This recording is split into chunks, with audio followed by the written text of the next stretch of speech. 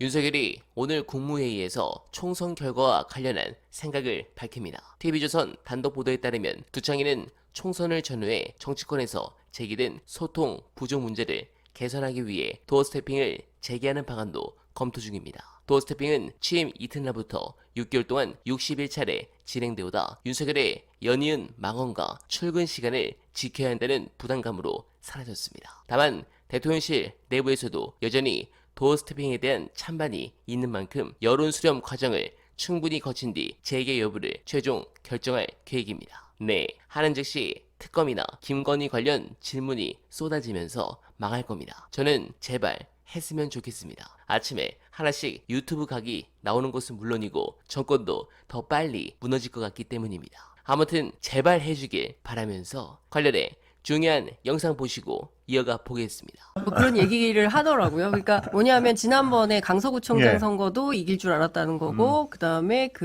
부산 엑스포도 당연히 이길 줄 알았는데 그 결과가 어긋나서 놀랐다. 근데 예. 이번에도 비슷한 얘기가 흘러나오고 있고, 그럼 도대체 왜 진 거냐? 특히 대통령께서 제일 힘들어하는 대목이 세종시가 원사이드하게 패배했다. 그리고 투표율이 70%가 넘는다. 이거 결국 나는 굉장히 열심히 했는데 민생 토론을 내가 24번씩이나 하고 예. 열심히 했는데 결국에는 이 부처 장관들이 조직을 장악하지 못하는 거 아니냐. 그리고 민생 토론을 대통령이 이렇게 열심히 했음에도 불구하고 부처가 전혀 안 움직인 거 아니냐. 예. 뭐 했냐, 당신들. 그리고 억울하다. 억울하다. 이렇게 열심히 했는데 억울하다. 그리고 실제 여전히 전 정부 인사들이 우리 정부 안에 많다. 윤석열 정부 안에 많다. 지금 아직 교체하지 못한 자리가 400개 정도 된대요. 예. 그러니까 전반적으로 보면 공직기강 점검이 필요한 거죠. 아, 그러니까 대통령은 죽을 힘을 다해서 이렇게 저렇게 열심히 노력했는데 선거 결과가 이렇게 된 것은 뭔가 본인 이외의 공무원들이 전사적으로 뛰지 않았던 것이고. 네, 정신이 나갔군요.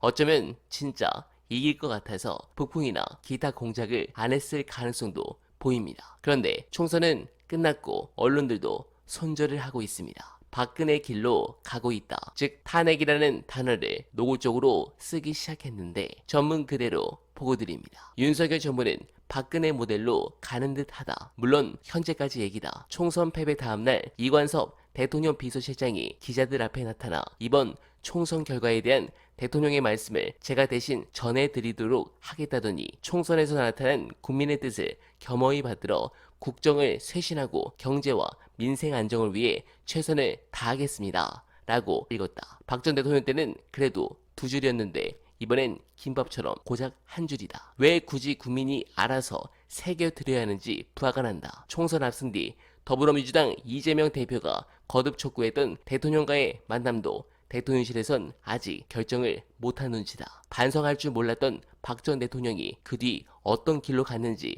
멀지 않은 역사가 말해준다. DJ 반의 반만큼 정치력도 없어 보이는 윤 대통령이 민생만 강조해 현 사태를 극복할 수 있을지 걱정들이 많다. 시중엔 윤 대통령이 과연 변할 것인가 안 변할 것인가를 놓고 말들이 분분하다. 국무회의 모두 발언을 태강엎으면 그 오만해 보이는 스타일이 변할 것 같지가 않다. 네, 재미납니다. 조선일보도 탄핵을 언급하더니 동아도 탄핵을 암시하고 그냥 시원하게 끝내버리죠. 이렇게 간철수 마냥 간 좀 그만 봤으면 좋겠습니다. 솔직히 윤석열을 끌어내리기 위해서는 조중동에 손절 없다면 힘듭니다. 저들이 손절해야 35% 코어 지지층이 무너지기 때문입니다. 그래서 저들도 실드 칠 수 없는 결정적 스모킹건을 특검으로 노출시켜야 합니다. 제발 단 하루라도 빨리 끝장나길 바라면서 어나바는 오늘도 최선을 다하겠습니다. 여러분 고맙습니다.